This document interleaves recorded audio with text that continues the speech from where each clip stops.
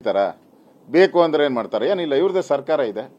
ನಾನು ಹೇಳೋದು, ಅವರು ಈಗ ಮೂಢ ಹಗರಣ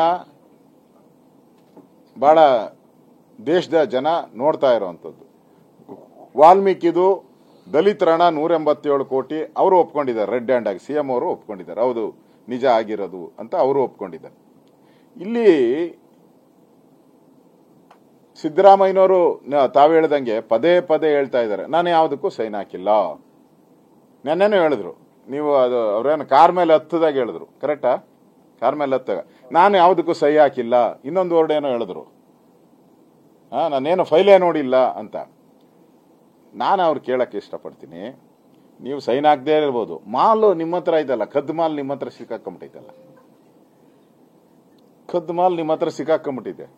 ನೀವೇ ಹೇಳಿದ್ದೀರ ಅದಕ್ಕೆ 62 ಕೋಟಿ ಅಂತ, ಅದು ಕೊಡಿ ಅಂತ ಹೇಳ್ಬಿಟ್ಟಿದ್ದೀರಲ್ಲ.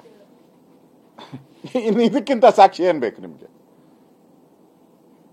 ಇದಕ್ಕಿಂತ ಸಾಕ್ಷಿ ಏನ್ ಬೇಕು ಹೇಳಿ? ನೀವೇ ಒಪ್ಕೊಂಡ್ಬಿಟ್ಟಿದ್ದೀರ, ನಮ್ಮ ಮಾಲ್ ನನ್ನ ಹತ್ರ ಐತೆ, 5 ಲಕ್ಷ ರೂಪಾಯಿ ಮಾಲ್ಗೆ 62 ಕೋಟಿ ಸಿಕ್ಕಾಕೊಂಡ. ನೀವೇ ಒಪ್ಕೊಂಡ್ಮೇಲೆ ಇನ್ನು ಇದರಿಂದ ನೀವು ಆಚೆ ಬರೋದನ್ನ ಹೆಂಗೆ ಅಂತ ಯೋಚನೆ ಮಾಡಿ. ಕಾನೂನು ಪ್ರಕಾರ ಹೋರಾಟ ಇದರಿಂದ ಏನು ಬರಲ್ಲ, ಹೋರಾಟ ಅಲ್ಲ, ಕಾನೂನು ಪ್ರಕ್ರಿಯೆಯಲ್ಲಿ ನೀವು ಕಾನೂನಿಗೆ ತಲೆಬಾಗ್ಬೇಕು. ನೀವು ಯಾವ ರೀತಿ ಯಡಿಯೂರಪ್ಪ ರಾಜೀನಾಮೆ ಕೊಟ್ಟು ಒಂದು ಮಾಡೆಲ್ ಆದ್ರು, ಇವ್ರು ಹೇಳ್ತಾರೆ ಅದೇ ಪ್ರಕರಣ ಬೇರೆ ಅಂತೆ. ಅವರು ನಾನು ಎಲ್ಲ ನೋಡ್ತೀನಿ, ಎಲ್ಲಾ ಕಾಂಗ್ರೆಸ್ ಅವರು ಹೇಳ್ತಾವ್ರೆ ಅದೇ ಪ್ರಕರಣ ಬೇರೆ ಅಂತೆ.